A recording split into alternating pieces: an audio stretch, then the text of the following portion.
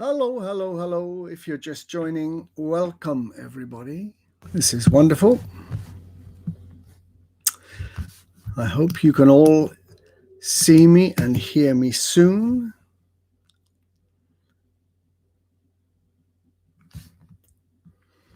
There we go. I start to see people.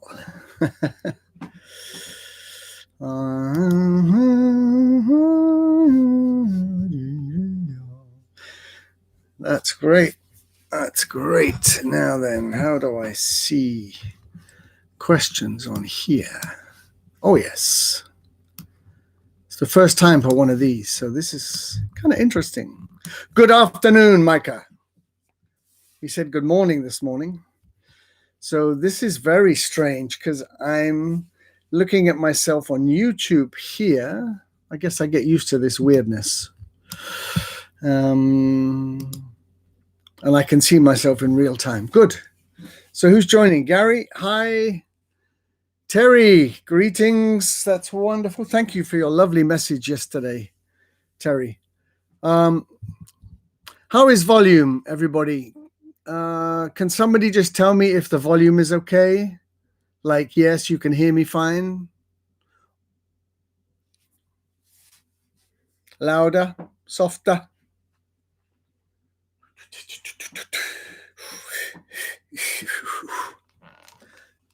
Just a small glass today.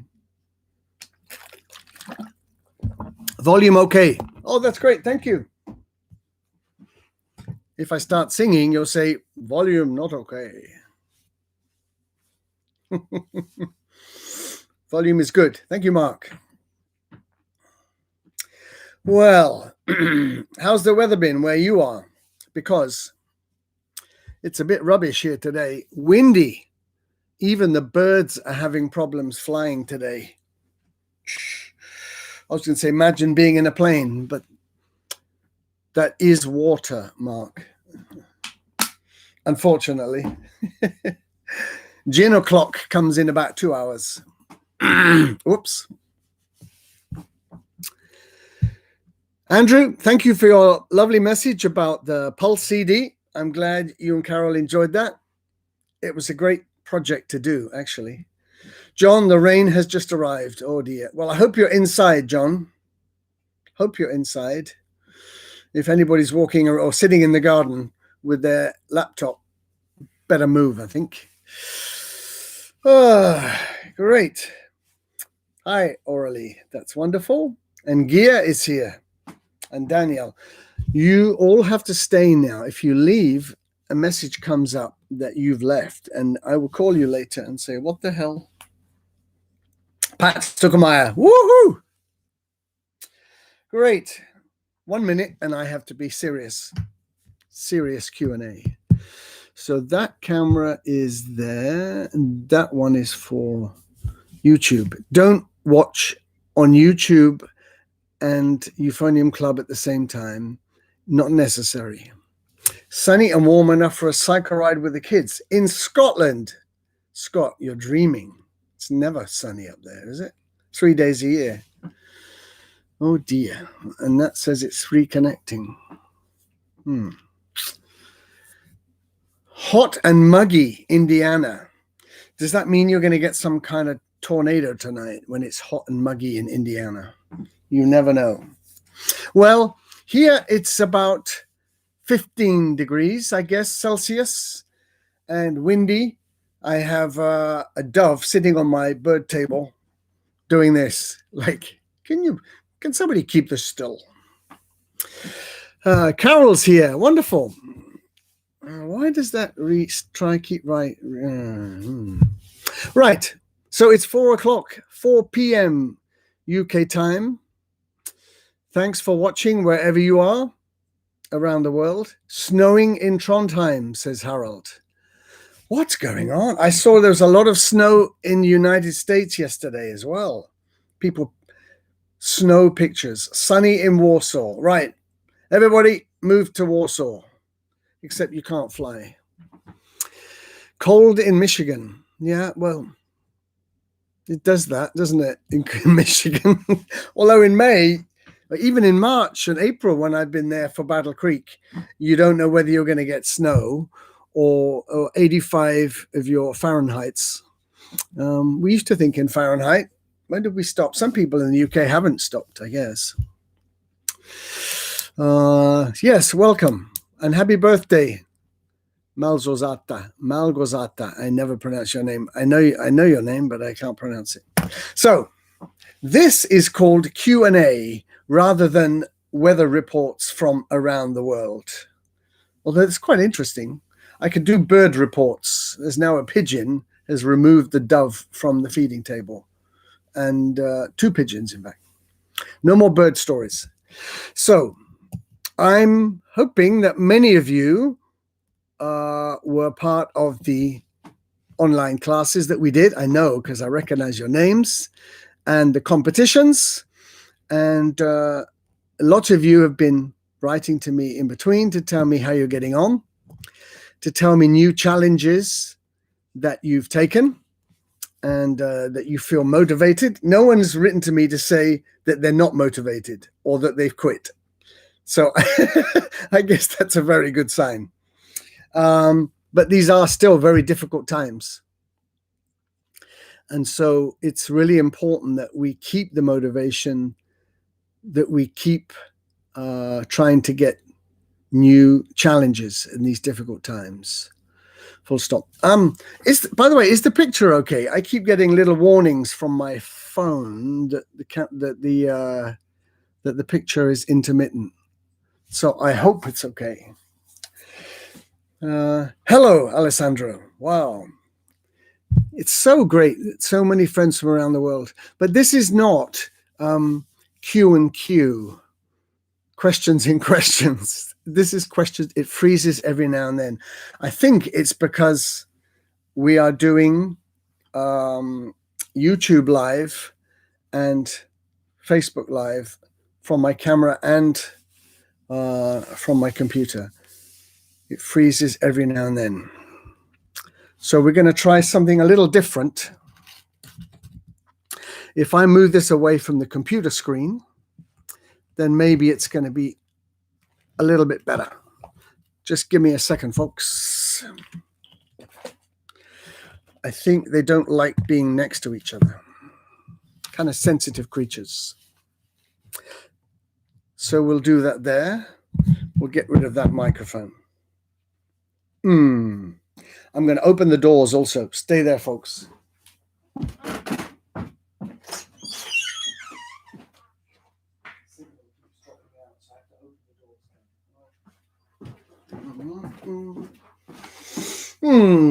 Right.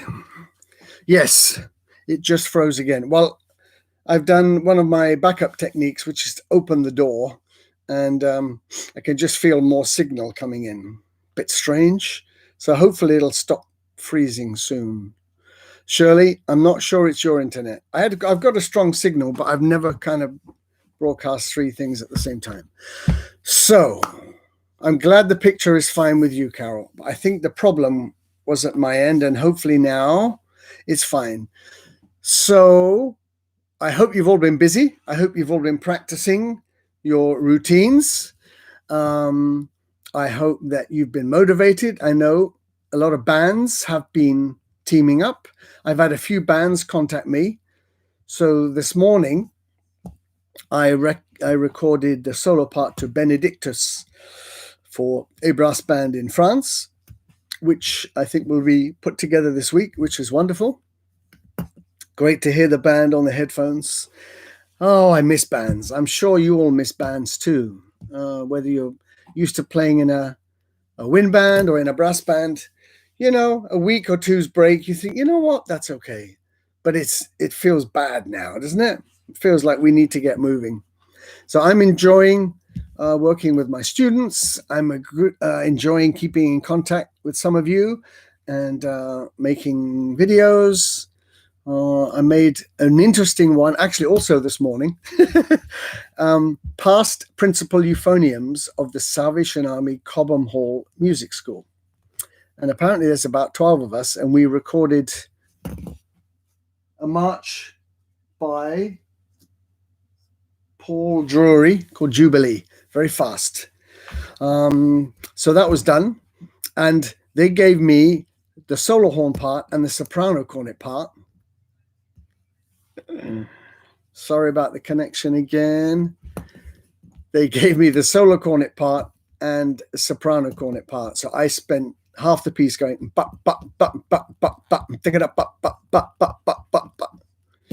So I am not used to very fast offbeats.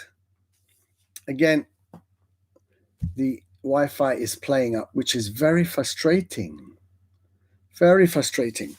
Anyway, folks, it's question time. Please post your questions. This is not showtime where I play you lots of fancy solos and you go, very nice. This is to answer any questions that you may have connected to your playing, your condition, your embouchure, any music questions. Yes. Okay, Pat, that's a good question. I hope some of you can see that. I know we don't like to talk about failures, but could you speak to one of yours about one of mine, how it affected you? Yes, actually, I can talk about a horrific failure that happened back in 1983 or 4. When Comedy Overture was the test piece at the British Open Championships. And this was my first competition with the Desford Band, who had found a place in the band for me by firing somebody else. And I kind of messed up.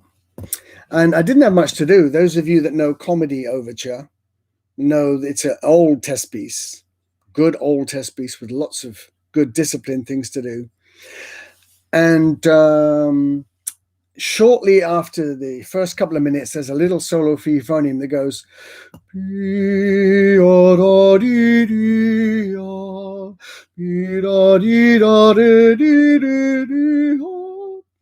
but I'd had the driest, most horrible lip for a week, and it got in my head, the old vibrations, and that moment came and I went,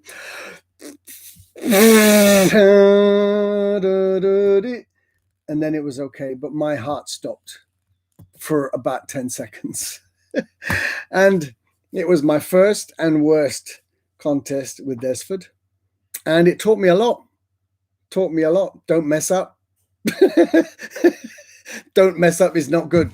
So every contest after that, I made sure that I was on my A game.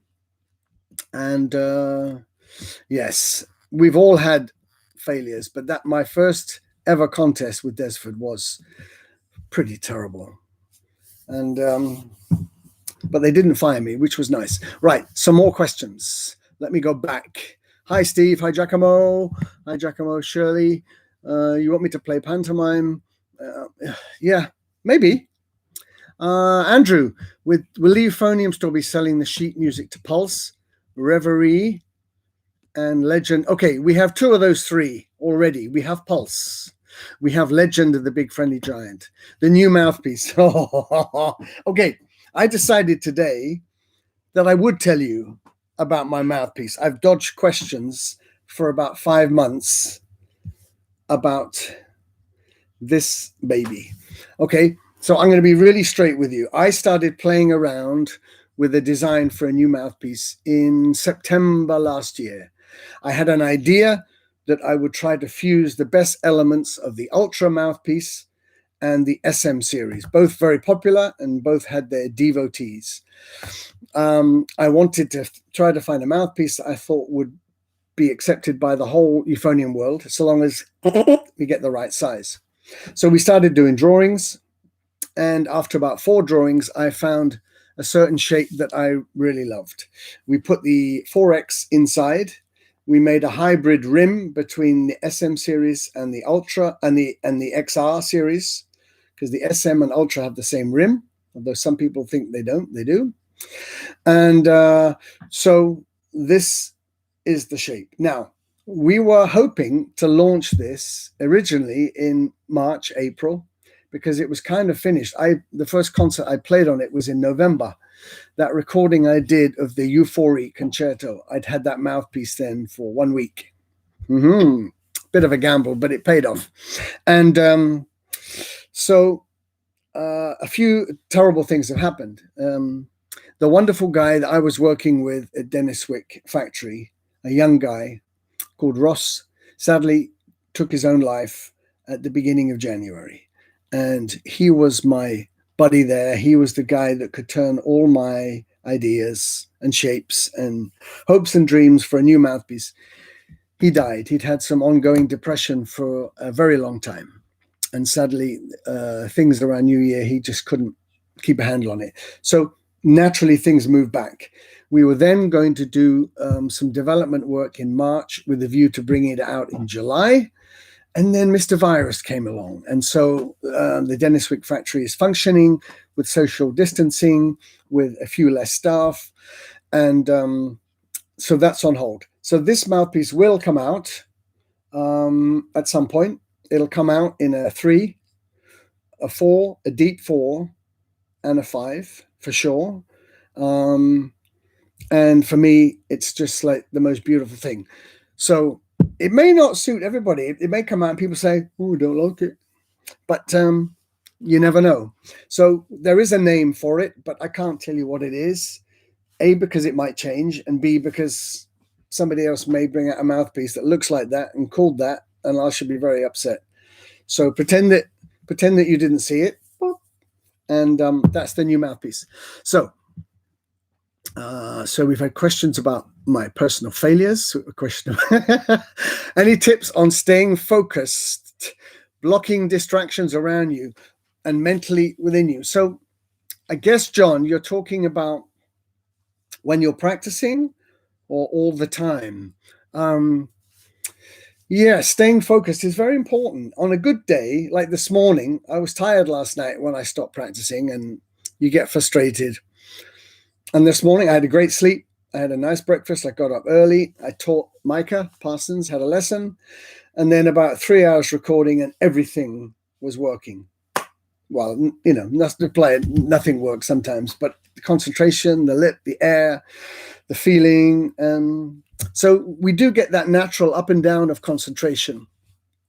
But I think we have to learn concentration. I remember going back to the Desford band again in the week before a competition. Howard Snell would say, we have to practice concentration. So the band could play from 1 week before. We could have won the contest. But then you play through it and there's a slip. There's an entry that's wrong. And Howard was absolutely right. We do have to practice concentration. You could read a book and 3 lines later, you think, I've missed that, you know? And so being aware when you're playing what you're doing. Why am I practicing this? What are the difficult things I have to look out for? I'm sorry about these slight interruptions. I can see them now, but not much I can do, I don't think. So learn to relax, learn to switch off, and learn to concentrate. So we can't be on all the time, and being off all the time means we will never really achieve anything. So make sure that you know that when you put switch to on, I'm going to perform, I'm going to practice. Make sure there are no distractions. If you think that your mobile phone is a distraction because it's on and you can see messages, just switch it off for 20 minutes, for half an hour, you know? So it's like anything, John, we have to practice concentration. Mike has seen the mouthpiece. He's got a similar prototype and he likes it. So that's wonderful. And Dan has seen it. The mouthpiece is really great. What are the benefits of the new mouthpiece? Gary, you play better. You won't live longer. Well, you may do because you'll be happier longer. But the sound's more stable. The air goes more smoothly. It's very comfortable on the face. It's like you've got driving assistance, yet you can still put your foot on the gas and do crazy things whenever you want. Somebody can't hear me properly. if anyone else can't hear me properly, let me know. I can turn things up. Pat, again, great to hear from you, Pat. I love your family, just wonderful. What's the biggest musical influence you've had on the euphonium that I've received, I guess, on the euphonium? Well, I think a lot of people know in my teenage years, I was heavily influenced by John Clough, who I saw a wonderful video on Facebook yesterday. People are finding old videos of John Clough. Lyndon Baglin. There's a Facebook page dedicated to Lyndon Baglin, and Trevor Groom. And I studied with Trevor Groom on and off for 2 years. And those three were the biggest influences. Everything about them I loved. They were my heroes. And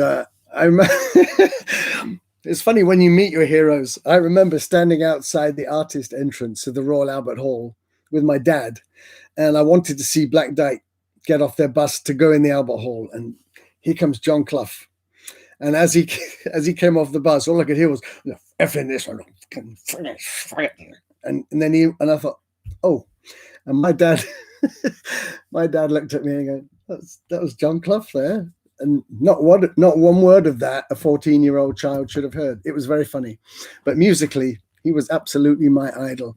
And Trevor Groom, what a wonderful guy. So those three, I think, as a soloist and performer, I think a lot of solo playing comes from inside you.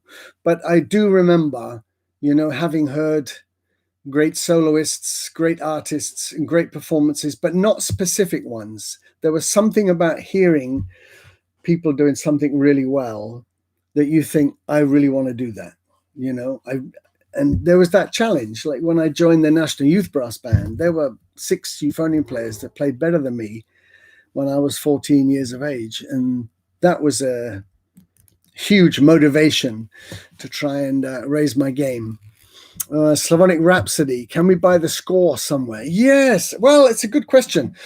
All Maurice Bale's arrangements for low brass were incredible. They are incredible. Sadly, Maurice passed, 5 years now, probably. Wonderful, eccentric guy. I used to visit his house in Coventry. And come on, Stephen, come on, look at my latest. Look, we're going to do this at the Birmingham Festival. Just so passionate, He never wore a shirt in the house. I also remember that about him. Very eccentric guy. No shirt, no vest, nothing. Just, au natural. And when he died, I heard that a lot of his music was going to go through Adam Fry's euphonium.com store, whatever it's called. But I've heard nothing about it. So Gautier, I am going to follow up on availability. I mean, I've got all this stuff in the cupboard and I could just scan it and just send it to people. But I'm not sure that's the right thing to do. I'll take some advice on that and see if we can get some of Maurice Bale's brilliant arrangements out there again. It would be fantastic. Some tips to relax. Well, we're all different, you see. Most people need to relax generally because they're kind of stressed about everything, and that comes to their playing. I think you have, there are many ways to relax. Some of you could benefit from some yoga, some listening to some really relaxing music. In the UK, if you turn on Classic FM after about 10:30 at night, there's like an hour and a half of the most beautiful, relaxing pieces. Not much brass, actually, by that time of night. Brass has been pensioned off by 10:30 p.m. Some lovely music. So, and if you're on Spotify, you can find a group of pieces called Chill Out or Relax, and that's actually very good. And that sensation that creates are things that you can do. One of my best tips for relaxing is to do sport. So the moment of sport itself is not relaxing, but the feeling after sport is great because your lungs have been working and they're calm, So I think we all have to find our own way to relax. Strong alcohol in a bottle is one, but there's like all things like that, there are repercussions, shall we say. Totally frozen picture. Well, see what we can do about that. Michael Banks, can you tell us about the first time you tried multi-tracking yourself? Oh, what a great idea. Okay, so in the mid-80s, there was an album called First Brass. You can Google this, First Brass multi-track, that had 2 trumpets or 1 trumpet. I think it was just 3 players. The Van Leer brothers and Derek Watkins on trumpet. And so 3 people made this big band, and I loved it. And so that would have been about at least 10 years before I did it. And I talked to Mike Moore, who was my sound engineer at the end, well, through the 90s. And we put 1 or 2 multi-track pieces into albums. And the idea of the same sound, the same articulation, the same phraseology, the same color, it was a real kind of fantasy. And I said to Mike Moore, do you think we could do an album of this? And he just looked at me and just said, absolutely. Absolutely. I said, you know how we can do this? Yes. And so Euphonium Magic 1, which has been my biggest selling CD on my own label, was around 2001. And it was huge fun. We did the whole of that CD in 2 days plus about 2 hours on the Friday night. So we started Friday night, we did Saturday, and at 5 o'clock Sunday, I was driving back to my house with the CD in the car of this euphonium orchestra. And I loved it. And I see that multi-tracking has got very popular since then. Yay, more of it. And the quality is getting better. You know, no microphone and a cappella, automatic settings like making all the sound scream. We've got to get better than that. So get yourself a nice microphone, adjust levels, and listen before you post. Euphonium Magic Volume 2 was fun, some great music, and also Volume 3, different. And Euphonium Magic 2, I did some singing. Rosamunde, schenk mir dein Herz und ein Jahr. Find it. It's on Spotify. Will there be another one?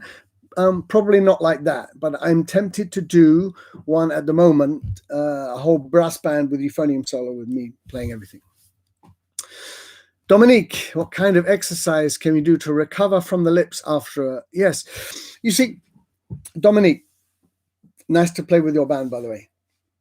The question is, what can we do to recover the lips? My point would be, don't beat the lips up in the first place.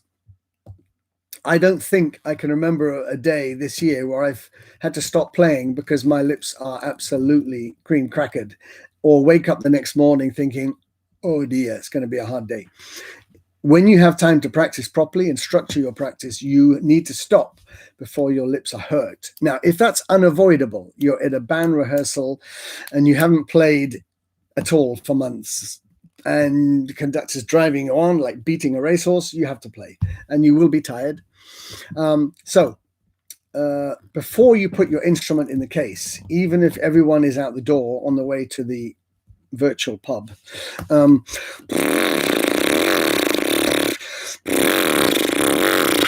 I know it looks really funny on the camera, but it's this lip flapping.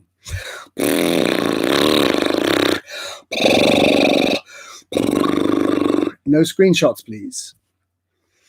I missed lots of questions, Scott, some deliberately. Hang on.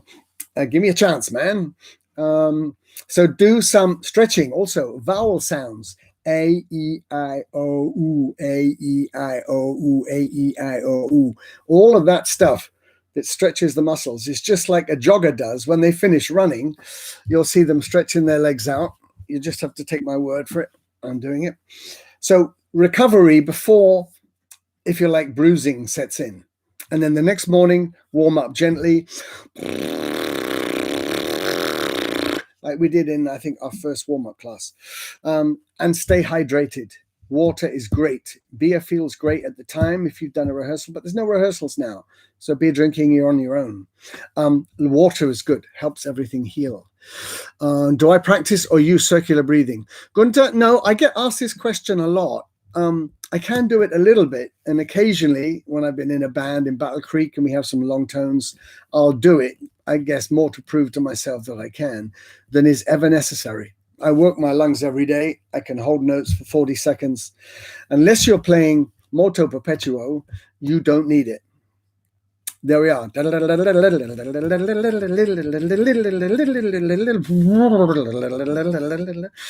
That's the only piece. Really, you should never do it. And unfortunately, some people that can do it use it way too much and don't play proper length phrases. And all you can hear, which is not the most beautiful sound to accompany euphonium. So, Gunther, get that out of your head. You don't need it, man. You need to practice some long notes. Get a metronome on. Do some exercise. And hi, by the way. A question from Jeff Parsons. Do you have a favorite solo? I think I have a favorite Salvation solo. I think I have a favorite slow solo, a favorite concerto. So this is going to be a list of about 12 pieces. But Jeff, you're in the Salvation Army, so my favorite Salvation Army solo has to be The Better World. I think it's such a great solo. And then classics like Song of the Brother and Ransomed as follow-ups. Favorite concerto? Goodness me. I mean, I've had a lot written for me, so if I was to say then I'm going to upset some people. No, I have lots of pieces. I always say the most favorite piece I have is the one that I'm playing at that moment. That sounds like a cop-out, but there's so much great music out there now for euphonium. And people say, oh, you don't have much repertoire. And it's like, where have you been? Don't you look at anything? Don't you look at recitals? Don't you follow people to see what they're playing? Brian Rogers would love the technique used when it sounds like you're playing a rhythm and a riff at the same time. Oh, okay. I know what you mean. So this is a lot easier with the mouthpiece. So look.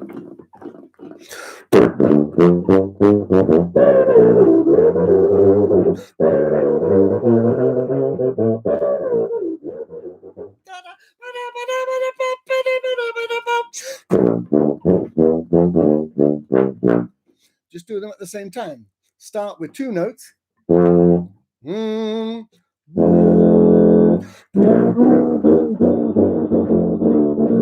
have to do a special multiphonic class at some point. Orally. Hi, big breaths seem to only work when I take a long time to do them. Yep, I get this. On the quick breaths, I feel a lot of air is blocked. The more I take those quick breaths playing, I take those quick breaths playing a piece, the more this feeling is growing. So why is it difficult to breathe quickly? Why is it difficult? Sorry, the picture's stopping again. Must be the weather here. It's to do with this space. Some people are naturally open here and can take 4 liters of air in that short time. Others, it's a liter. So we have to practice being open, you know? I know you do some sports and keep yourself in great shape, as many do. But if you can't open this space, and one of the techniques you can try is take the end of your mouthpiece, clean it, put it in your mouth, put your finger in the end.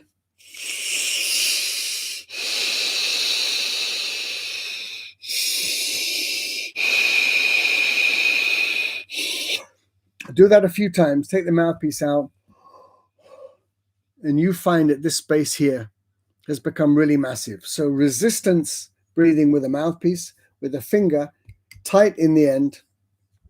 Do it 3 or 4 times.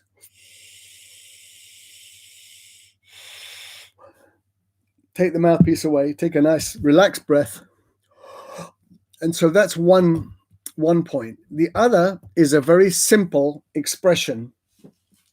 Again, I'm sorry for the freezing. I have no idea why that's happening today. Oh dear. Maybe if the iPad's off anyway. The expression I use is relax when you breathe. And the natural temptation that some people have is to fast breathe like that. And then actually you can't relax when you breathe because you've made yourself stress.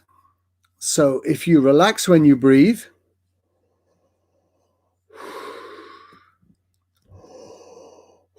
and then try and quicken that up. But if we associate breathing with pulling in air, it'll never get better. It'll always stay the same. So throat space, practice it with the reverse mouthpiece and resistance, and then relax when you breathe. Look in the mirror when you play. If you go, no, the picture didn't freeze. That was me. If you do that, then you know that there's tension when you breathe. Micah, you won't mind because you're still listening this morning when he took a big breath and I heard, stop. Okay. I don't want to hear the noisy breath. Okay. So, yeah, it's going to be a long process, but you can get there. Another question. Any tips for faster passages in high register like Cosma? You know the answer. Play it slowly. Play it down the octave. Get comfortable with the music. Relax with the musical ideas. Put it back up the octave, very slow, with a metronome, and gradually increase tempo. So there's nothing specifically hard about playing high and fast unless you've never practiced it in a more relaxing environment. An octave lower, it's good for your transposition. It won't hurt. And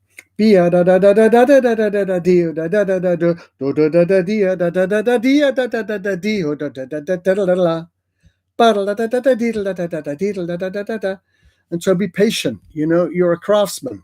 You know, you are shaping a beautiful vase. You don't just go, come on, vase. It's the wrong shape.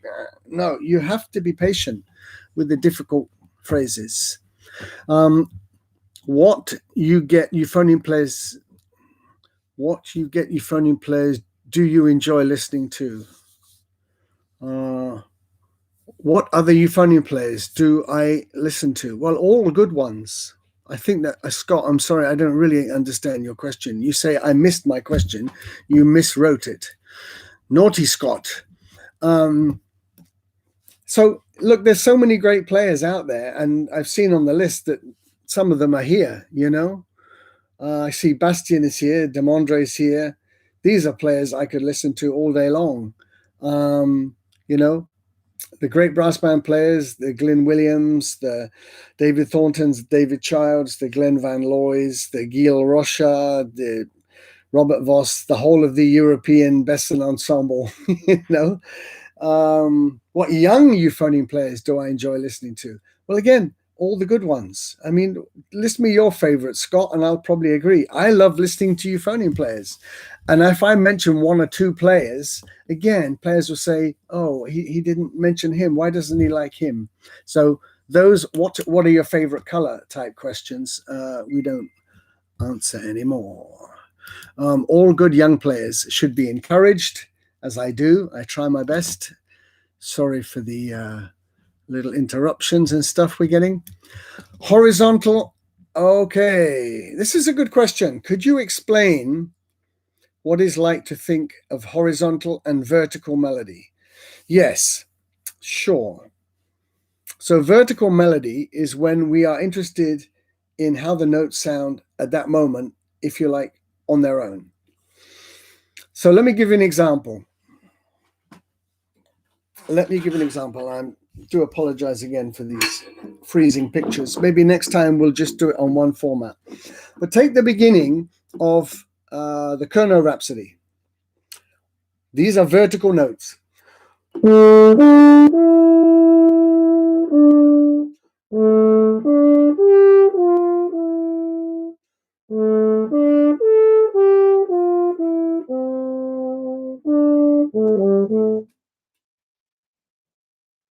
So they're all okay. You look at them on GarageBand or something, they all look like nice, big, fat shapes, you know, there's nothing undernourished. But it does sound, if you saw people walking like that, you'd think it was like, you know, the return of the alien dead or something. People don't move like that.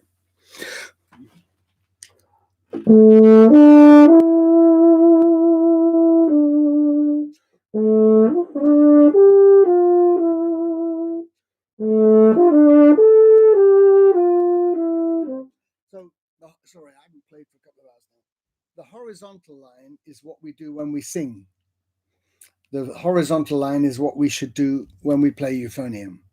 And so only work on the vertical if your rhythm is so bad that you need to work on your vertical. You know, a lot of the young students I teach actually don't have problems playing the euphonium. They have problems counting and playing correct rhythms and dotted rhythms and tied notes. So there's a chance to really think of the vertical. But when we start to come playing music where notes join together, that's what music is. It's notes joined together, rather than representing music as the dots on the page that we see when we read the notation. So, Nick Crossland. Hi, Nick. Which teacher or teachers did you learn most from? Well, my first teacher was a guy called Bernard Roberts. He started teaching me when I was 5, and he got me interested in playing brass and feeling good and positive about playing an instrument. David Wilkinson, my YP band leader, was great because he gave me so many performance opportunities. Glenn Bazanko was the teacher that got me from grade 5 to grade 8 in very fast time. Cornet player. And then my first euphonium teacher was Trevor Groom. So that's a pretty good first euphonium teacher. And actually, after that, I took no formal regular lessons at all. I took one lesson, as some people know, with John Fletcher. And I took some trombone lessons with John Iveson. But really, from the age of 19, I was self-taught and learned from listening. That's not an original concept, learning from listening.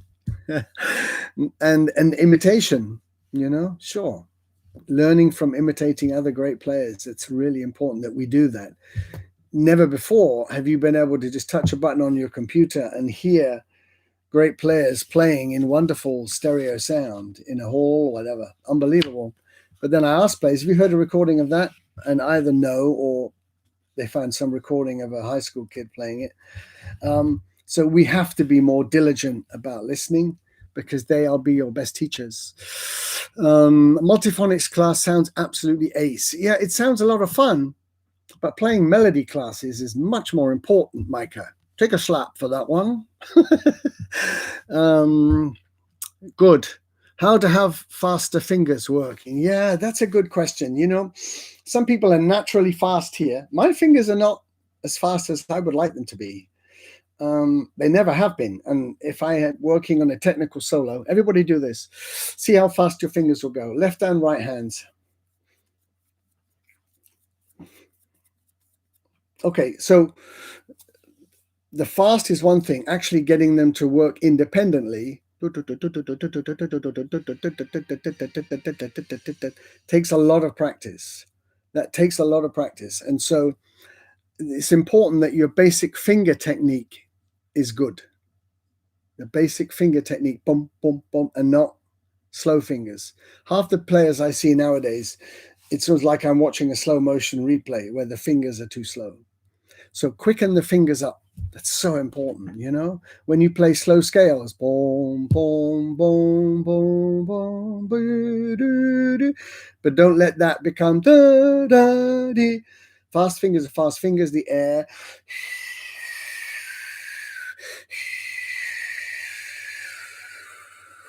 And see how fast you can get your fingers to work. Margozata, I hope you thanked your boyfriend for organizing that birthday video I sent you this week. You have a lovely boyfriend who cares about you. That's wonderful. Okay, let's go through some more questions. These are great. Is there a danger of taking lots of short breaths and not emptying your lungs enough? Yes, sure. I remember when I was young, I used to play the Arban etudes. And for a long time, I would get about halfway through the etude and I'd have to, like I'd just run up and down stairs. And I thought, why is that? Because I wasn't breathing efficiently. I wasn't taking air low enough. And I was taking lots of small breaths, breathing fast. And worse still, was putting new air on top of old air. Again, apologies for these delays. We've got 100 people watching on YouTube, which is fantastic. Well done. I hope you're not getting the same little interruptions as we are on the Facebook. I don't think so. But 110 people on YouTube. That's wonderful. Not enough likes. Let's have a few more likes there.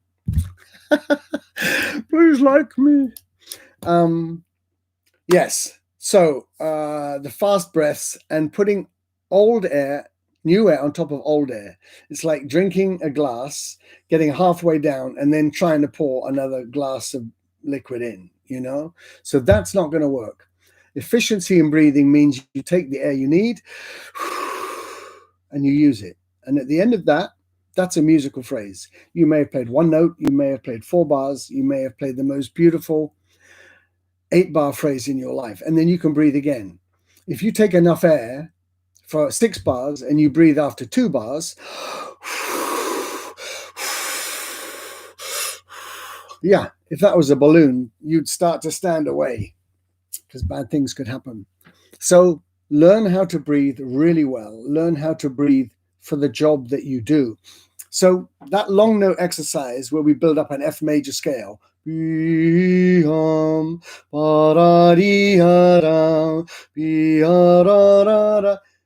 get used to taking only the air you need. So at the end of 3 notes or 5 notes or 10 notes, you just need to breathe. Now, you can then apply that same technique to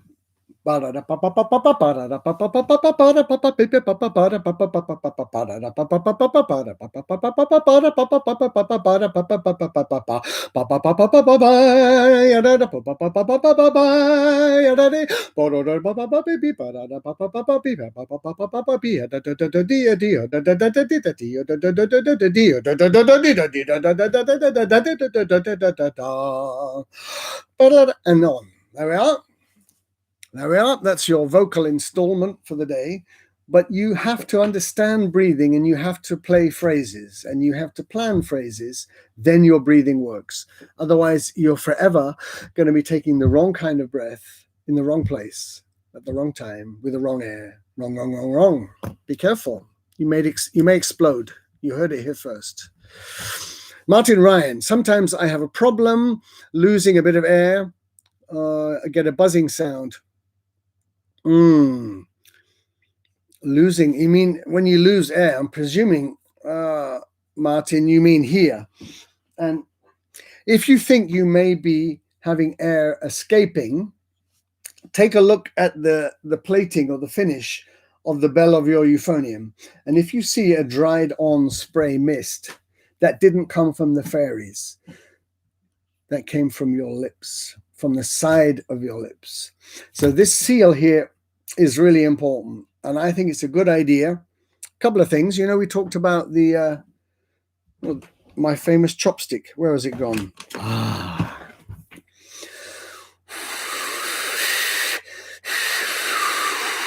So do some air arpeggios and really be aware of how this feels. If this is loose, then you could be in trouble. So get the corners tight and get the middle relaxed and open. I remember 1994. Some of you don't remember 1994 because you were minus 6 years old. Not even the best memory stretches there. I was in Japan and we were at a school. Now, where were we? With the Euphonium camp, Euphonium lodge in northern Japan. And I had in my wallet a picture of a carp that I'd caught.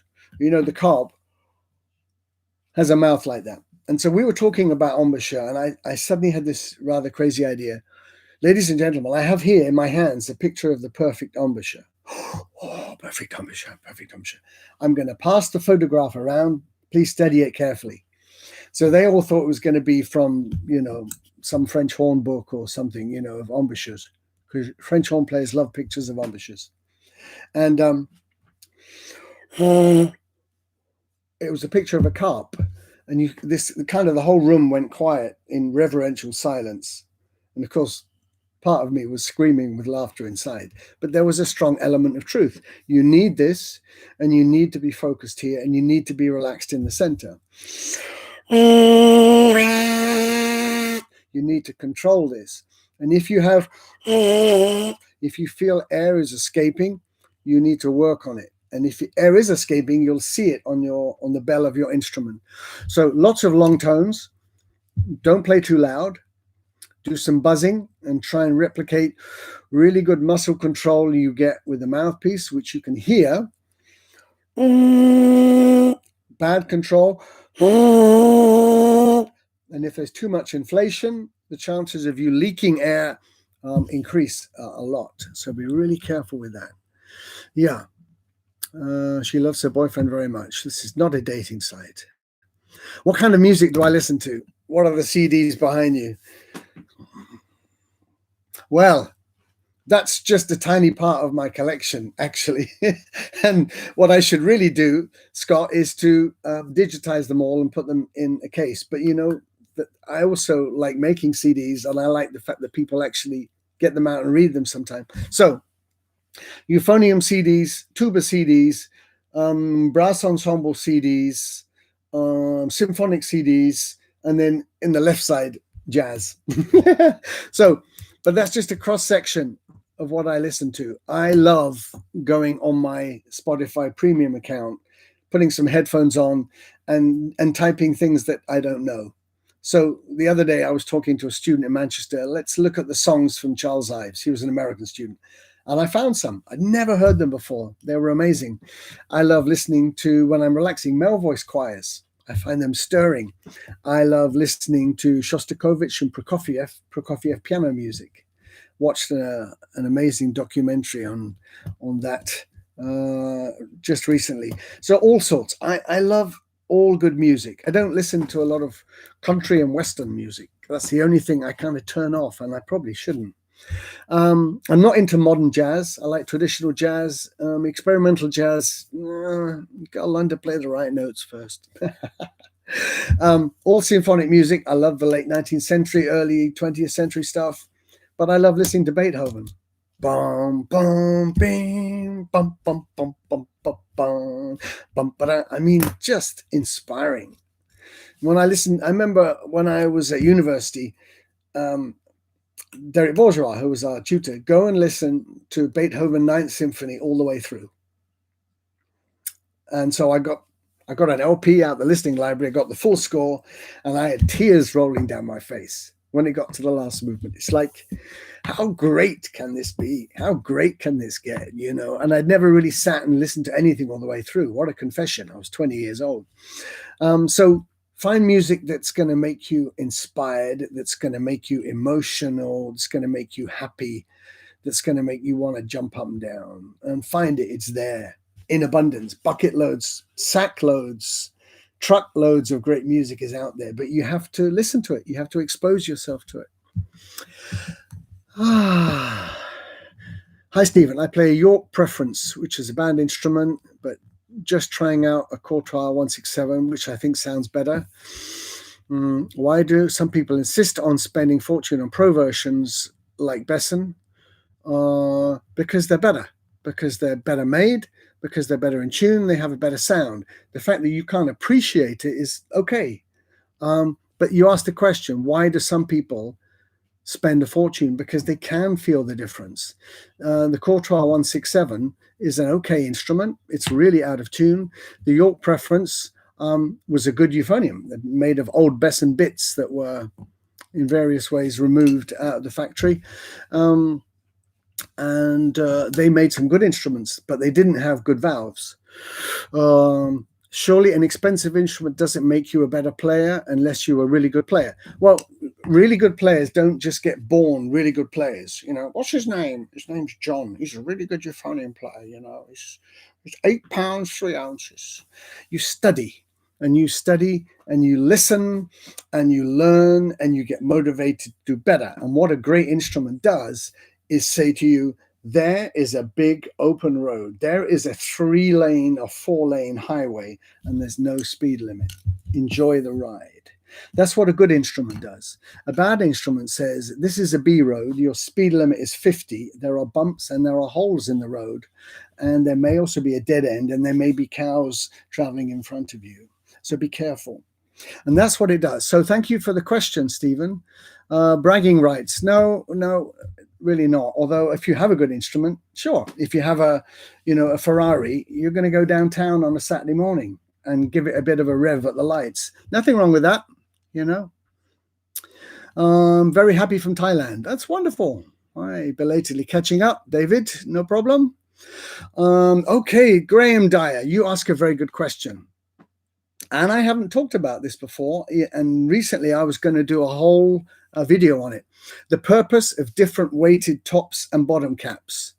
And people will say, is it just for show? Is it just to show you've got another set? No, it's not. They make a difference. And you need to experiment. I don't mess around with the bottom caps on my instrument. I don't mess around with these. These are the standard ones that came with the instrument. But, folks, this is very interesting. If you, on a Besson euphonium, you have concave and convex tops, basically light and heavy. Heavy, light. Almost defying science, they do make a difference. And after some experiments, I've put the light top, and the heavier top, light, heavy, 1, 2, 3, and they make a difference. And a few years ago, when I was with Thomas Rudy in the Besson factory, he was there choosing his new Prestige, and he'd chosen one. He was really happy with it, and we had an hour to spare. He said, Steve, I noticed, sorry for the delays again. He said, I notice you have different weight valve tops, what's this? And I said, well, Thomas, you should just need to go and experiment for yourself. Try them in different analogies. And try them in different sorry, I just read Bona's message at the same time. Try them in different configurations. So he went next door and came back, and 10 minutes later, I've chosen the same as you, light, heavy. And he said, I don't know why, but it just has the right. And a few people over the years have written to me. Pieter van Diepen in the Netherlands wrote to me about that. He noticed because we'd met and he saw my instrument. So he tried some configurations and he came up slightly different. But if you have a Besson instrument and you have a spare set of valve top caps and you don't know what they do, try them one at a time. In fact, what you could do is try various ones and then try light, heavy, and let me know how you get on, because it does affect the airflow. That's what it is. And if you have a lighter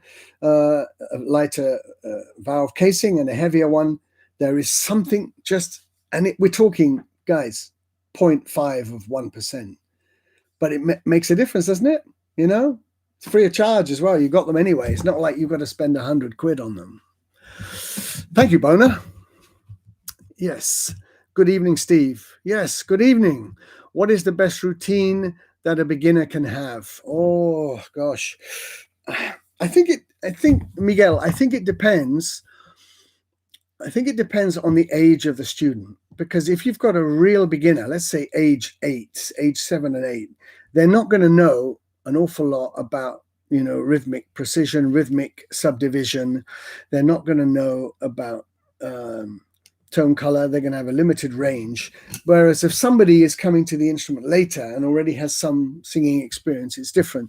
So let's generalize. What's the best routine a beginner can have? An organized one that thinks about the breath, the relaxation, about getting a good sound on the mouthpiece or on open tones. If we don't go to the mouthpiece, let's go to open tones.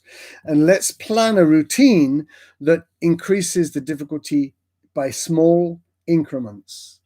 Not like, oh, you played the little F and G march very well. Let's try the first variation of Carnival of Venice. And I've seen things like that happen around the world, and it's staggering, absolutely staggering. So a progressive thing, and there are some very good books, Tune a Day But 1, 2, 3, Look, Listen and Learn, 1, 2, 3, something that takes people in steps that they can manage, because that's rewarding for a student. Try this. Yeah, I can do that. Do this, do this, do this, do this. So an increased range, increase what we want from the tongue, increase the length of phrases, introduce dynamics, introduce accents and staccatos in a stepwise motion. We could say that that is common sense, isn't it? Do things step by step, organize it, get a few nice exercises, learn scales, etc., etc. Talk about how to go in the higher range. So this is where a good teacher, I'm sorry, I keep waving this around, a good teacher will do things in a logical way that seems logical and obvious, but other people don't share that sense of logic. So, Miguel, thank you for your question. And if you're teaching students, make sure that you've got the best resources for them. Make sure that they're on the right mouthpiece, not too big. You know, I've met players age 10 or 11 that are playing on a 3U mouthpiece. It's like, no wonder your high notes are a little bit squeezed. You know, you've got one of the biggest mouthpieces in the whole world, and you're a 9-year-old with a 1.7 liter air capacity, and you're trying to play, you know, the Horowitz Concerto or the Gordon Jacob or the even worse, you know, Spark 1. Do I ever have medical problems in terms of here? Gregory, I did.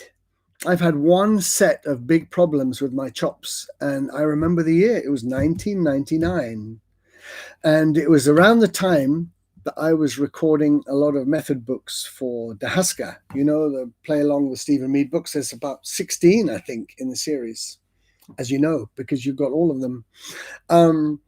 And I thought in 1999 that my lips were indestructible. I had this false sense of, I can play all day. I don't really need to warm down. I'm always warmed up. And I was getting ready to play the Albert Hall with the Whitburn Band. The brass band of Battle Creek were coming on their UK tour. And there was me playing in a studio for about 6 hours in the Netherlands, a dry studio with headphones, going back, rehearsing with the band. And I realized that week that things were really bad, that I felt tired. And in the morning I felt tired and I had to play again. There was, you know, I was on a road that I couldn't turn around. And I lost sensitivity in the center. And I could play really high, I could play really low, but I couldn't do a tuning note. It went, and that was very worrying. Say 1999. And it lasted, honestly, I didn't cancel anything. 1 or 2 performances were okay, but inside I was struggling because I couldn't control the center of my lips. And it was just overwork, over practice, not enough feeling of warming up, warming down. And so it took about 5 or 6 months. And in the end, I went back to the most basic exercise that you teach a 5-year-old and repeated them and repeated them until I could feel some sensitivity coming back. And then I built it up step by step, just playing scales 1 octave up and down without the notes cracking. And I was worried. I asked lots of people, have you ever had this? Oh, yeah, I know a trombone player that had that. Yeah, what happened to him? Yeah, he quit playing. Yeah, he didn't. He's conducting. It's like there were no good news stories. So I got over it. And it took me about 6 months, a year, until I felt really in control. And since then, I've practiced better. I warm up better. I warm down better. I stop before I get tired. So we're all different. But they always say that every player will have a physical crisis. You may have a few mental ones, but you will have one physical crisis. And if you get over it, you'll be good for the rest of your career. The psychological side, excuse me, just back to the gin for a second.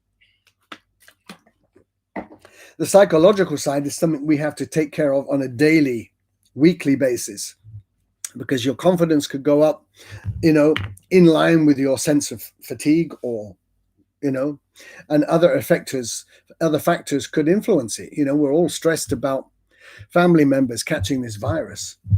That affects us psychologically. Maybe not at the forefront every time we play, but it's for sure it's at the back, you know. So take care of that and be positive. You know, I love talking to positive people. I feel I am one, but I love people that make it their business to keep people up. You know, I think that's amazing, because we'll all have down days, and just don't let the downs go too far down. And physically, if you feel your lips are tired, don't try to play through it by doing more. Don't. Even if you have a concert in 10 days' time, be brave enough to take 2 or 3 days off until it resets. You don't really lose all your muscle power in 3 days. 5 days, you'll lose a lot, but 2 or 3 days, if you need to rest, do it. Yes. Hi, Bladen. Yes, nice to see you. Very nice to see you. Steve Barnes, do you change the direction of your airstream in the mouthpiece as you change to the upper register? Well, we talked about this a lot in the classes because we talked about the tongue positions. We talked about 3 open spaces. I hope those of you that heard the classes haven't forgotten. You go, oh, yeah, I forgot about that. Posture, which I haven't sat very good today because I'm looking at 3 different things and worried about the internet, which seems stable at the moment. But I think about the openness here. I think about the tongue acting like as a traffic cop to control the speed of the air. And I'm trying not to do too much shifting. I know when I was young, people used to make fun of the fact that I would go.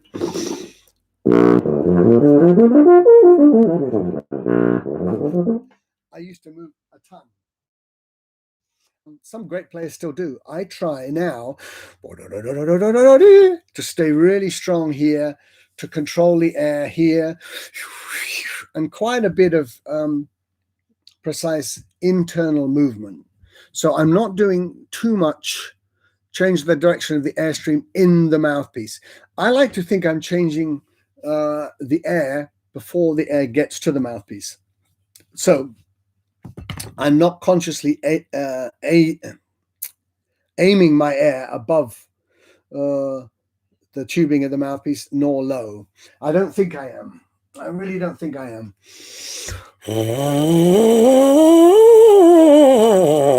I'm actually thinking about everything going straight down there, but the air that's passing here, there we are. I mentioned about good connection, and then that happens. So sorry about that.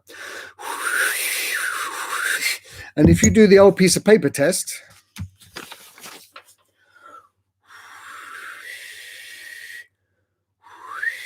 it's air speed rather than air direction. If I go,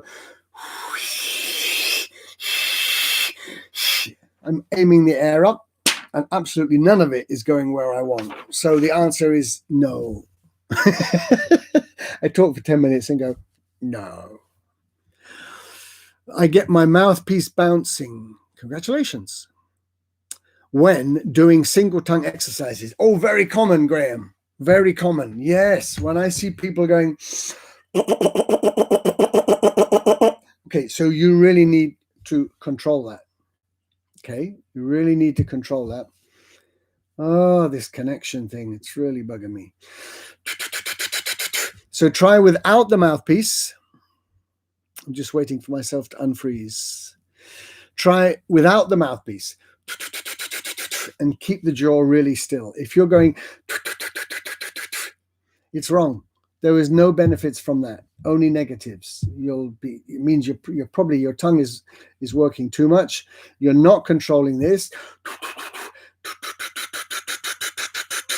So try to do both of those. Try to get the tongue moving a shorter distance.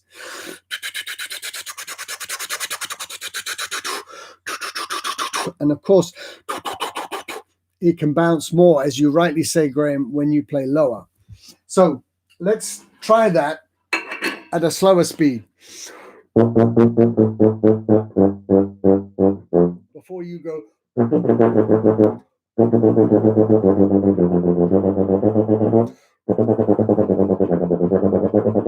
So, yeah, jaw bouncing.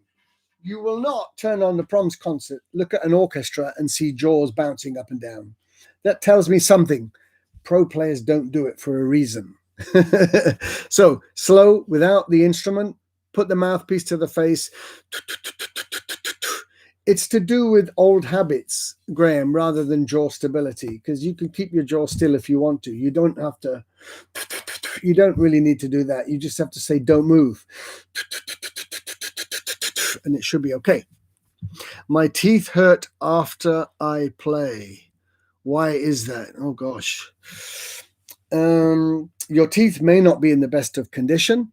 More likely, you're pressing too hard, or you're playing with a lot of tension here, which is making all the gums and all the muscles hurt. So you have to, hi Georg, you have to use less pressure. You have to make playing feel as easy as singing.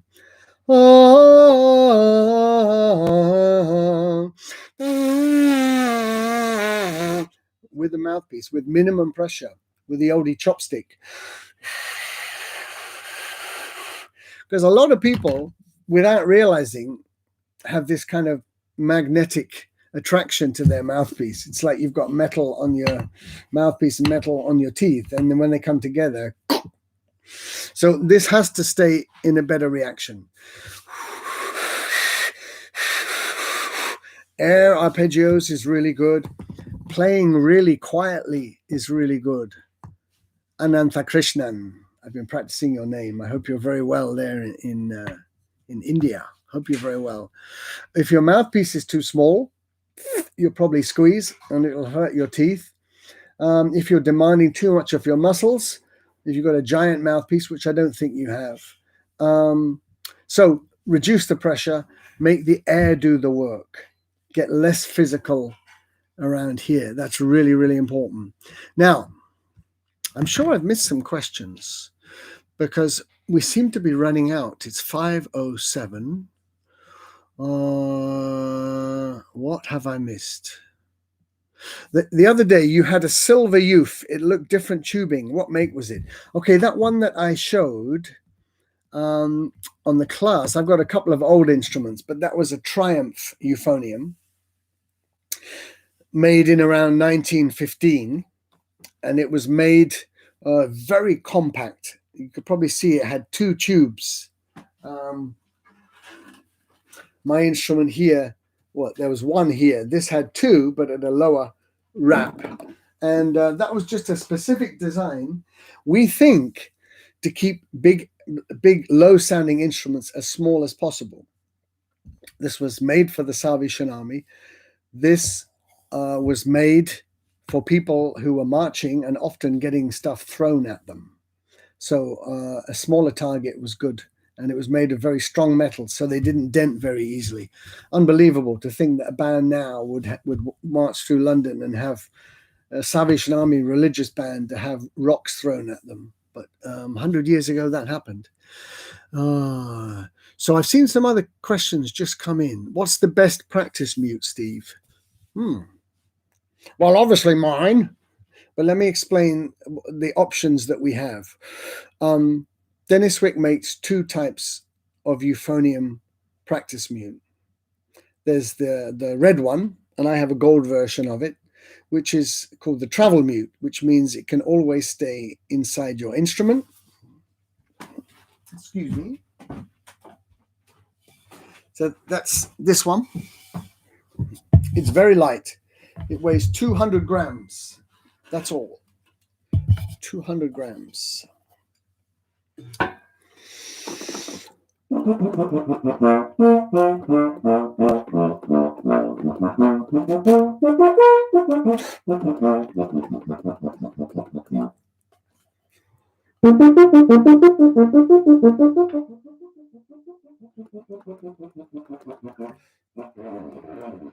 Now, that's my preference because I can play it in tune and I relax and get it in tune and it always sounds fine. The bigger one is really a practice mute rather than a silent mute. This is a little bit louder. We really need to get a handle put on these because they're multitask. So this is what they call the Euphonium Practice mute.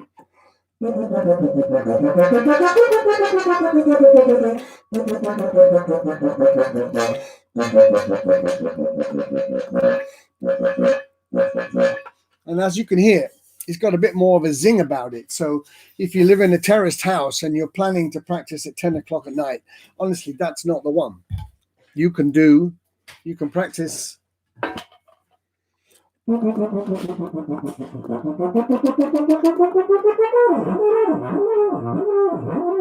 And that's a great little mute, and you can keep it in your case. You can warm up when you do a band competition, when everyone's saying shh backstage. You can play that for that vital minute before you go on stage. Sometimes if my dressing room is a long way from the concert stage, I'll go backstage with this, and just to keep the air and the lips and keep the brain happy is worth its weight in gold. So we're out of stock of all of them at the moment. We have these in stock in the shop. We've just sold another 6 of the slight seconds. They go very fast and they're great. But we should get some new ones very soon, in about a week, I think. Great. So Frank, I hope that's okay. There are others out there. There are other practice mutes. Some are quite quiet, but some have really quite shocking tuning. So be careful about that. Misa says she prefers the Sovereign to the Prestige, as it doesn't require the same lung capacity. Well, it's not just that. It's not just about the use of air. It has a different response and a different sound. Bastian plays the Sovereign. What are your views on the differences? Well, it's quite a long discussion, Graham. And the easiest thing would be for you to test a Prestige and test a Sovereign, because a lot of the things that we feel about that are kind of hard to explain unless I was to talk to you for a good few minutes. But for me, because I test Sovereigns and Prestiges in the factory, so I test all of them in Germany. The Sovereign has an immediate sound. It seems to have a very lively instrument. It's like a 2-liter sports car. It plays really nicely, nice even sound, very good open, low tones, and it has a nice range of colors. The Prestige for me, how can I explain? For me, it feels a little more of a sophisticated instrument. You know, you wouldn't go really from a cheap Chinese beginning instrument to the Prestige. You know, it's too big a step. So you need very good air control. It has an extra gear. That's how I would describe it, which some people find that they have all the gears with the Sovereign. For me, it's a slightly more concentrated sound, whereas the Sovereign is a little more open. I think because of the little bit extra metal and the slightly thicker bell, the Prestige does take a fraction more effort to get the air to go through. But again, really small differences. There's a slightly different holding position. The Prestige is here, and the Sovereign is a little bit the angle of the lead pipe. So everyone will have their own opinion. You know, I see the Prestige and Sovereign sales. I think we sell more Sovereign than Prestige if I think to the numbers that go through the factory, not by a great amount. There's definitely more large bell Sovereigns and Prestiges than the smaller bell. The 12-inch bell outsells the 11-inch bell by about 7 or 8 to 1. People like a big sound, and but some people say, I'll never play the big bell. You know, so-and-so played on a small bell. He had a great sound. She had a great sound, and I'll copy that. And that's great. If that's your reason to pick a bell or so there are differences, of course. And the Sovereign is a little bit lighter because the Prestige has the trigger. But then, of course, we have the Sovereign with a trigger, which brings up the weight, but the bell is also a bit lighter than the Prestige. So I love the Prestige, and I think the Sovereign is a great instrument, and I think it sounds amazing on people that play professionally and choose that. Some concerts in some airports with the travel one. Yes, exactly, Mara. I've seen you travel a lot with that mute. That's fantastic. How do you travel with euphonium by plane? I don't travel at all now. My traveling days are no. But when I do travel, I put the instrument in the overhead, except for Ryanair, where I have to buy a case for it, and then it goes as Mr. Extra Seat. So most planes are really good. If you travel with EasyJet, they're fantastic with instruments, purchase the speedy boarding, put your instrument up first, put a little briefcase under the chair. Most of the big airlines, Air France, Lufthansa, British Airways, and all the big long haul ones are fine. But a small gig bag, don't get a Soundware gig bag, don't get a medium hard case and think that you can get that on board, because you won't. You just won't. They won't let you. So the smallest gig bag. So I have the Cronkite bag, and the Besson gig bag is also very good, about the same size. So we have to wrap it up now. Graham, there's another question about supporting the sound. Well, I think you really know this. And if you don't, then you should go back and watch the 7 hours of videos that I posted, because I gave a lot of the answers there. They're all on YouTube. One more question. Imogen Burrows. Hi, Imogen. I just started playing the euphonium in the new year, but you have a singing background. I started by playing the Wessex. There was a Besson sovereign in the room. I could use it, that I could use in the future. At what point would you recommend switching? Now, right now. Make that call. Sure, why not? You know, it's not like one instrument is a giant one and you need a certificate to play it. No, if you've got access to it, play it and enjoy it. Well, guys, we're going to wrap this up now. It's an hour and a quarter. Thank you very much. We still have 60 people on YouTube and 50 people on Near Enough on Facebook. So that's fantastic. If you have more questions, guys, and you're just writing it, can you write on the Euphonium Club page? And I will, with pleasure, come to those answers. And those that are on the live chat on YouTube, I'll type some answers now for you, because that could disappear soon. So I hope that's useful. We'll do the same again next Sunday. So please put the date in your diary.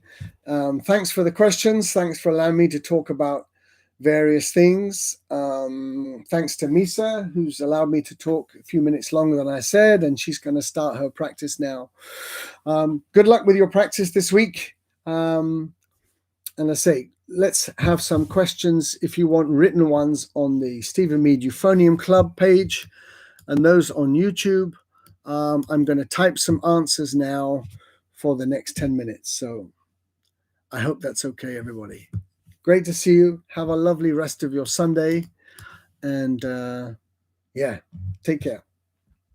Bye.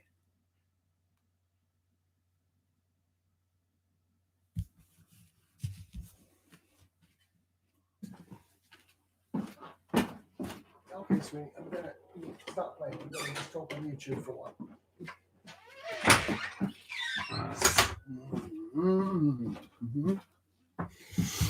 So, hi, YouTube people. Let's keep going for a little bit, okay?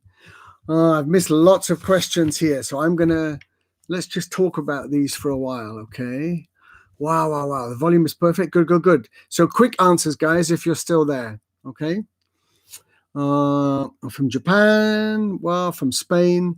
What do I think about Tommen euphoniums? I think they're very good value.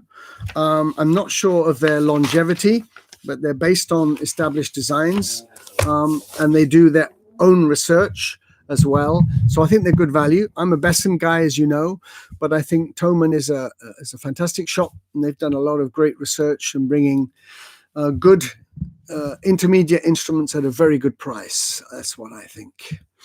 Hi from Lithuania. Hi from California. Wow, I hope you guys are still there. Let's just get rid of that off my screen. Hope you're fine. Which brass band recordings do you recommend to someone interested in playing in a brass band? Well, look, there's some. What's really great are the live performances. You know, if you go on YouTube and type in, Black Dyke and the Corey Band and these kind of things, I would say just listen to the top bands, There were lots of vintage recordings, I used to collect the vintage recordings. Let me just save that, sorry. There we are. I used to collect the vintage recordings of Black Dyke, of Brighouse and Rastrick, and there used to be a company called Decca that used to bring out hundreds of brass band recordings. But the excitement that gets people hooked on brass bands actually comes from listening to live recordings, on YouTube, from the European Brass Band Championships, from various gala concerts. These are, really, sorry, it's still saving. These are extraordinary. So look on YouTube. Hi from Japan, from Germany. I'm joining a bit late. Imogen, no, you're not late. It's fine. I had so many questions coming in on Facebook. I'm now having a quick look at the YouTube ones. Owen Long, Euphonium player. I wanted to say I'm a huge fan of your work. Thank you very much. Ren and Fortes. Could you explain? I've done that one. Is slow melody playing a lost art? Yes, I think it is. I think because a lot of the modern test pieces have got so technical, and you're now listening to Misa in the background, but I said that by 5:15 she could start playing. So you have some euphonium accompaniment with my wife Misa. So we should play more melodies, for sure. We should play long tones. We should play beautiful songs. We should play operatic arias. We should play classical arrangements, because I always say fast music is slow music speeded up, So if you can think beautiful when you play slow, you can think beautiful when you play fast. If you just play fast really well, when it slows down, who knows what it's going to sound like. So get beauty at slow speed, I think, is a very good thing. Glenn Van Looy has recently taken a new mouthpiece from Resonance. That's true, yes. Stephen is looking forward to a new mouthpiece. Is he? Well, I explained earlier, I think you may have heard, I have a prototype Dennis Wick mouthpiece, which hopefully will come out. Could be 5-6 months still because of the virus and other things that I explained. But that will be really good. And I've played it since November, and I've never enjoyed my playing more. Now, this doesn't mean that the Ultras and the SMs become bad mouthpieces. And I certainly don't expect that everyone that plays it is suddenly going to go, right, this is it. But for me, it's great. And my experiences with designing mouthpieces is that if I like it, then other people usually like it. Sylvia, hi. Hello, Stephen. I am learning to play euphonium. The last 6 weeks, I started to feel jaw pain. Yes, it worries me that, Sylvia, because you shouldn't. You shouldn't, unless you're playing too long. And it could be a kind of a muscle pain that feels like the jaw. So if jaw pain is usually for people that are clamping too hard, So for example, if you were to bring your lips together and squeeze, within 30 seconds, you're going to feel that. So, yeah, no, try and relax, try and play lots of quiet playing in the beginning. Okay. What do you use to record your videos? Good question, Pablo. I use the iPhone Pro 11, and that I can now share. I use the iPhone Pro 11, and I use, well, you can see it now, actually, because I'm not using that anymore. It's a Shure microphone, MV88. And once I got the settings right, you have to play around, because you play the euphonium, you can distort any equipment. But that combination is great. When we record directly onto the computer, we use, what's the name? A DPA microphone, little one clipped on the bell. We go through a processor into the computer. So that works really great with direct sound, boom, pretty much. And very manipulativable. You can change it easily on the computer. David, thanks. Pleasure. Miraphone M5050E and a Demomondre Thermo mouthpiece. How can one mouthpiece work equally well throughout the entire range for a good amateur player? How can one mouthpiece? Well, you're going to have to work to do it. Presumably, you haven't got a mouthpiece that just favors one range. Because if you've got a big mouthpiece, it's going to sound amazing in your middle range and your low range. And you're going to get tired quickly in your upper range. So how can you play well throughout the range? Practice throughout the range. We're not going to have a high note mouthpiece and a middle range mouthpiece. So no, work at a range of exercises and take frequent rests in your playing. I'm hearing a lot today from people who get tired, teeth problems and so forth. So make sure, during this lockdown period, you've got quite a few free hours that you can allot to practice. So, don't do a ton of practice. I'm just going to put this headphones in here because I'm hearing all sorts of kind of feedback and stuff. I think it's because of the delay. But anyway, let's see if I can hear this. So, practice throughout the range. I think that's really important, David. Step by step. Don't. Right, let's check. Matthew Fail. Hi, my pleasure. How do you recommend amateurs conduct their practice sessions? They may have limited time to do warm-ups. Yeah, I tried to cover that. If you want a really long explanation, look at one of the classes that I did. That's what's making the noise. That's gone now. If you listen to the classes that I did, then they're now mostly on YouTube, 5 out of the 7 on YouTube. We talked about how to organize it. So from the warm-ups, from the breathing, very important that you breathe every day. And then moving on to the basic exercises, get the low tones opened up, get some nice flexibility going, do some finger exercise, single tongue, double tongue. And if you think there's about 9 or 10 of those elements, then rotate 2 or 3 a day in your first session. The fundamentals have to be done in the first part of the day, ideally. And then work on to etudes, more advanced exercises, and then onto the pieces that you're learning. In the end, it's about playing music rather than what do you do? I play exercises. Do you play music? No, exercises.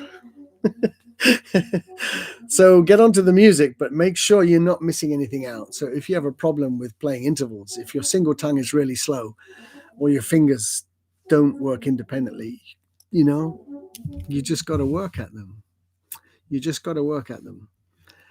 Dylan, I've explained, I'm not sure if you heard earlier on, I explained about the mouthpiece that I've been developing with Dennis Wick, which has been delayed, sadly, because the main technical guy lost his life at the beginning of the year, which was incredibly sad in January. Ross, rest in peace. And then the virus hit about just as we were regrouping to try more testing. My mouthpiece is finished. Mine is basically a 4. And that's finished. That's great. And there's going to be a deeper 4. There's going to be a 3. And there could even be a 3X version or a slightly shallower version. And there will almost certainly be a 5, maybe a 6 at some point. And getting those models made up, because we can't just release one. And people say, well, what about a 3? What about a, too bad. So we've got to get the range. But it will come. And I'm pretty confident it'll come this year. But, let's see whether we can start moving again, next week, maybe.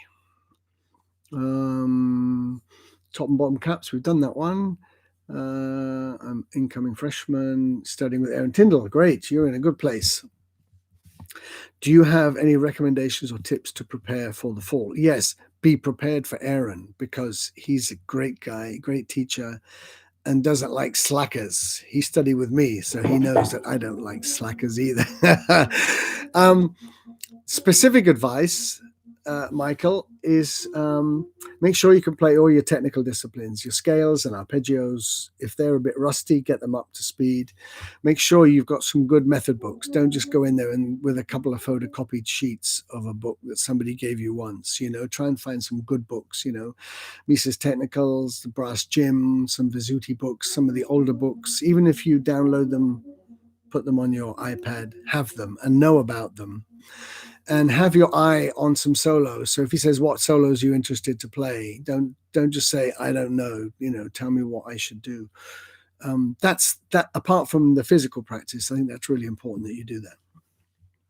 Andrea, hi, good afternoon. Drew is slow melody. Yes, slow melody playing is a lost art. I think more people are playing melodies now. A lot of people in the UK, when they do their Thursday night solos in the street for the NHS and carers, are playing beautiful, Somewhere Over the Rainbow or We'll Meet Again have never been played some more. So people are thinking a bit more about melody playing. Another mouthpiece question. I've played on a Dennis Swick mouthpiece all my life. I've tested others on the way, but really all my life. I spent most of my career from the age of 15 to late 30s, actually, playing on a 3AL mouthpiece, which now seems really big. A 3AL large euphonium stroke trombone, small trombone mouthpiece, a small bass trombone mouthpiece. And then I switched to the SM3 it's 1995. I started working with Dennis Swick, SM3, and then I went to the SM3U in about 2006. I then went to the 3X in around 2010, and then I went straight to the SM4X, and that's what I've been playing all along. I have it with me all the time, and now I'm playing on this prototype, which has an inside of a 4X, but in a completely original outside shape. Yeah, I hope you guys are still there. Just quietly talking to myself. It's an interesting one. Caio da Silva. Hi, Stephen. How often did you analyze the harmonic structure of the pieces before you go on stage? Quite a lot, although probably subconsciously. So if I heard somebody else play it, I'd be able to play the accompaniment with them, either because I know it or I understand the harmony. And a lot of people, when they do masterclasses, feel quite shocked because suddenly I start playing along and we're playing a duet. So I do understand it because it helps me with pitching and intervals, intonation, and even the flow of the music is connected to the harmonic structure. So there's no, and what do I do before I go on stage? As little as possible is a short answer. I don't really like doing a lot of rehearsal on a concert day. I'll do a sound check with the band, but really as short as possible. And I don't play full volume. I'll do all the right tempos and I'll do all the corners that need rehearsing. And then before I go on stage, I like to be pretty quiet in a dressing room. I like my own room. I drink a little bit of water. I look in the mirror. I look myself in the eye and tell myself if it's going to be okay. That I tell myself that it is going to be okay. I don't like rushed. I get dressed very slowly. I have a little bit of chocolate half an hour before I go on stage, a couple of glasses of Coca-Cola, get the sugar up. I can't take too much sugar for my blood, but a little bit, half an hour before is fine. Maybe a strong coffee. And then just be calm. And then 10 minutes before I play some notes, I do some breathing. I get really open, some stretching, and then the adrenaline kicks in with about 5 or 10 minutes to go, and it's like, let's do this, like a sports team ready to go out into the stadium. There's a bit of pumping up, but still calmness. There's no advantage of being excited. Excited means possibly lack of control. So I am excited about the occasion, but I try not to feel excited. You know what I mean? That's really important. How to practice fast passages? Well, practice them slowly. Break it down into 1 bar units, 2 bar units, 3, Don't just work at the whole thing, like it's going to be a 400-meter race.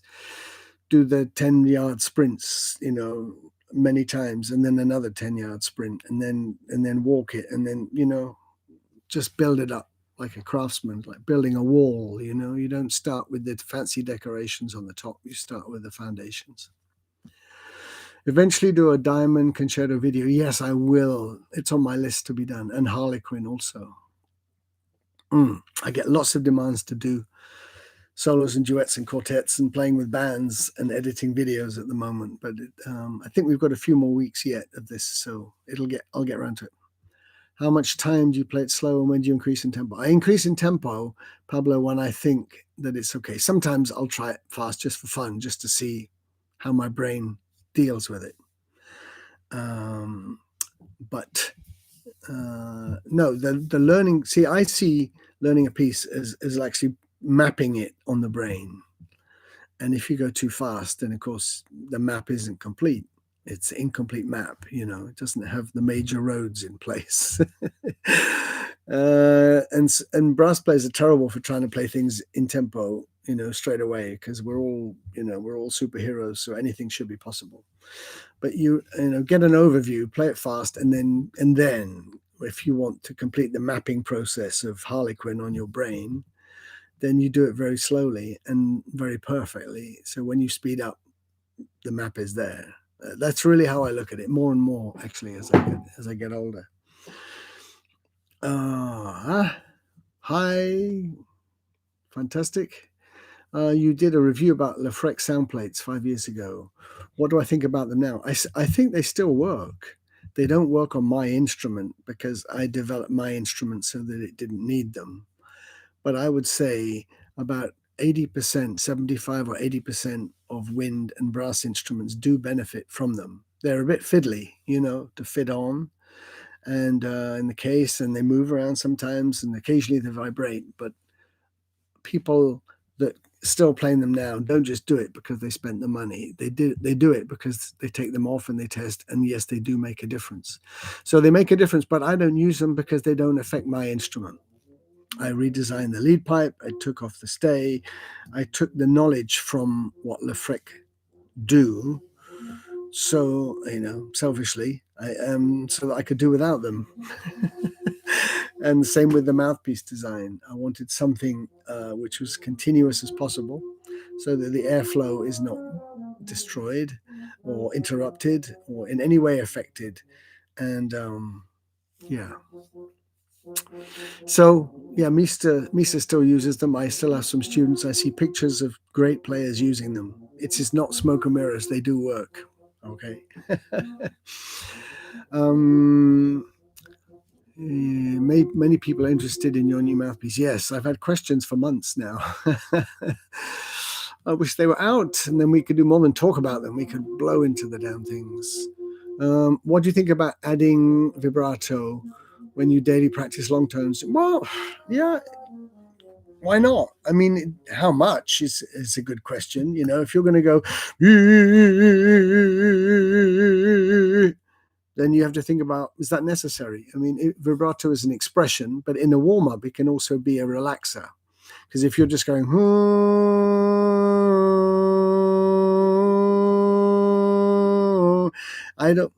the expression I use is freezing your embouchure. I don't want that either, because I want to play a long time.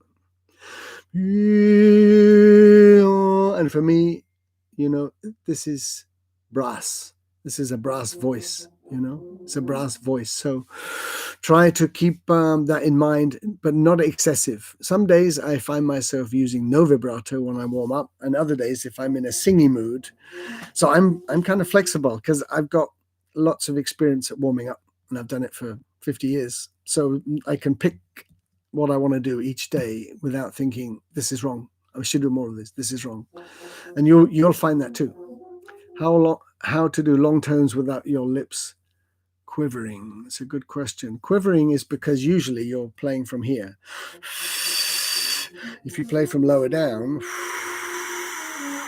your lips, although they're this far away, your lips will stop quivering. So don't breathe too high. Don't breathe through a small space. And you'll find that this will all become calmer.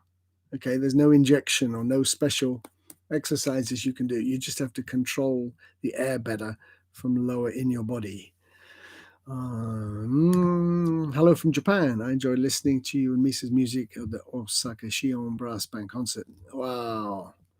Yes, we enjoyed that. What a fantastic band. Great to be in Osaka again. And yes, I hope to go back there in September. Although not with that band, but I'd love to play with them again.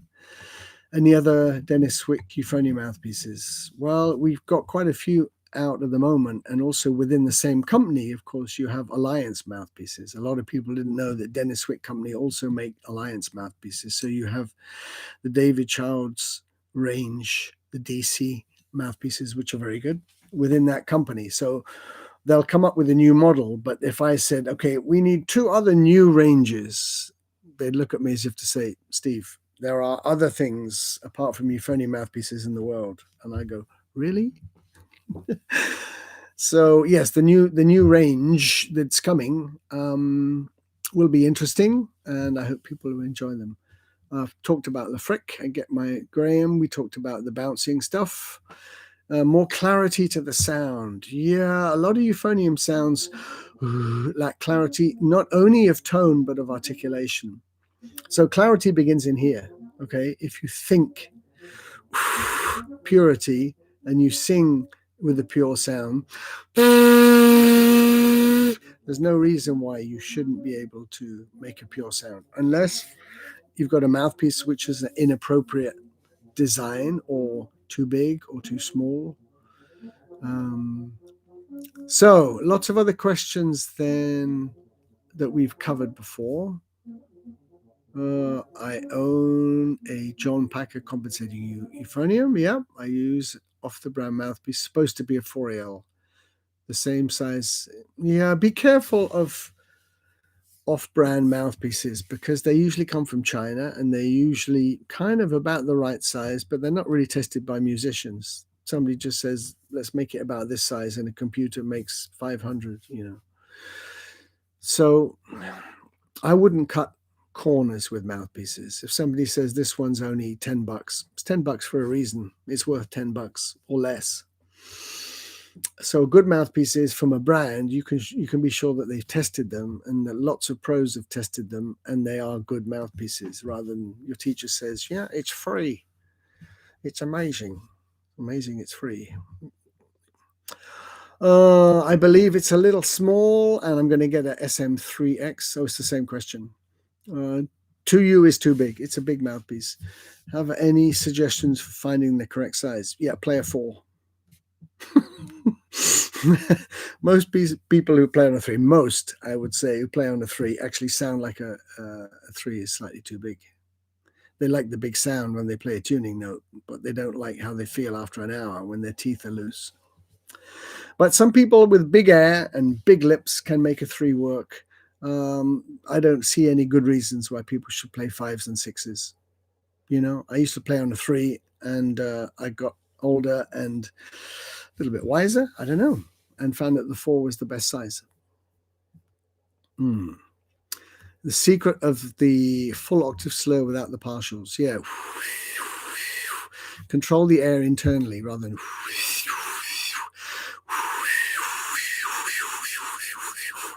practice air arpeggios, air octaves, and even bigger intervals, and don't move the outside. Of course, you're going to catch all the partials. Sorry, phone's going off. Right, we're going to bring this to a conclusion soon, guys. Goodness me, it's almost dinner time. Practice mute, the aperture will change. Yeah, don't use a practice mute all the time. If you have to, then don't play too loud a lot of the time. If you play normally and you think it's okay, after a week or two, your lips will have changed. You'll have used too much pressure. You'll find production is different. You'll find that the airflow has accustomed to the resistance, and open playing will feel a bit weird. Okay. Tell me what mouthpiece. Mallorca.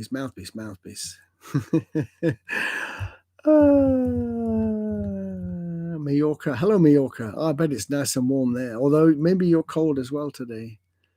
Many Mead springs. Well, for euphonium, there's basically 2. There's the original series, there's the light series, and then the baritone mouthpieces are if you have a compensating euphonium with small valves.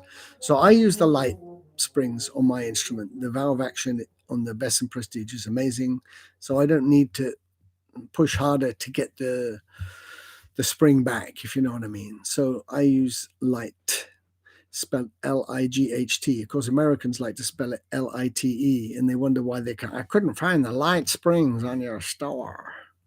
L-I-T-E. L-I-G-H-T. Sorry about that. The Queen wouldn't let me spell it L-I-T-E. I'd like to have a new euphonium. What would you recommend that's inexpensive? Oh, goodness me. Alberto Luna, there are so many different cheaper euphoniums out there. They all come from China, one or two from Taiwan. And they've got better. 10 years ago, student euphoniums from China were horrible. They played out of tune. They lasted a year or two, and they've got better. People have invested money in companies that make good quality instruments. So depending where you are, it's a question of what your what your availability is. I could say that the Besson New Standard range are great, but you'll probably find an instrument that's much cheaper that your dealer has that plays okay and will suit you. I mean, you can get in euro or dollars, 1,200, you can get a nice new instrument. Its resale value will be close to zero if you sell it in 4 years' time. You might get $200 for it. If you spend, a lot of money on a Besson euphonium, then in 15 years' time, you'll probably get 60% what you paid for it. And that's the difference between a brand and a cheaper instrument. But if you're going to play it for a couple of years and step up, maybe it's money well spent. Best brass band in the world, it's the Corey band right now. And why? Because they win every single competition. We have ways of measuring things. It's called competitions. And when Corey band win all of them for about the last 3 years, you can say that they are the best. There are lots of great bands. Foden's band is great. Black Dyke is great. Grimethorpe Colliery, Brighouse and Rastrick, all absolutely stunning bands. And there are other bands like Flowers Band. You can watch my old band, Desford, play great. The Fairy Band. Oh my goodness, 2 great bands in Scotland. And that's just in the UK. And then you have the wonderful bands in Norway, Manga Musiklag, blah, blah, blah, so forth. Eikanger Bjørsvik, Stavanger Brass Band, Valesia Band in Switzerland, and all the bands in the, Willebroek in Belgium. But the best band is Corey because they win all the competitions, pretty much. An instrument gets old, will the sound change? Only if you don't keep it clean. If you don't keep it clean, it will change because it will get full of stuff which you need to brush out and rinse out, and then it shouldn't do. If you play tons, then an old instrument, eventually the air compression, the air leakage will increase, shall we say. But it has to be very old to do that, and a good repairer will be able to sort that out for you. So look after old instruments, because my old Triumph euphonium, built in 1915, still sounds really good. I wouldn't swap it for my Besson Prestige, but I don't need to because I own both of them.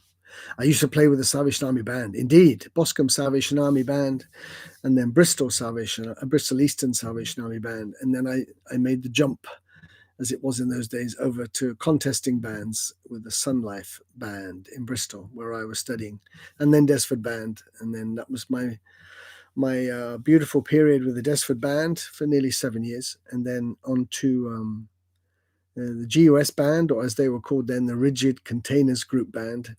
And then quite a few years as a guest with CWS Glasgow in Scotland, which was great fun.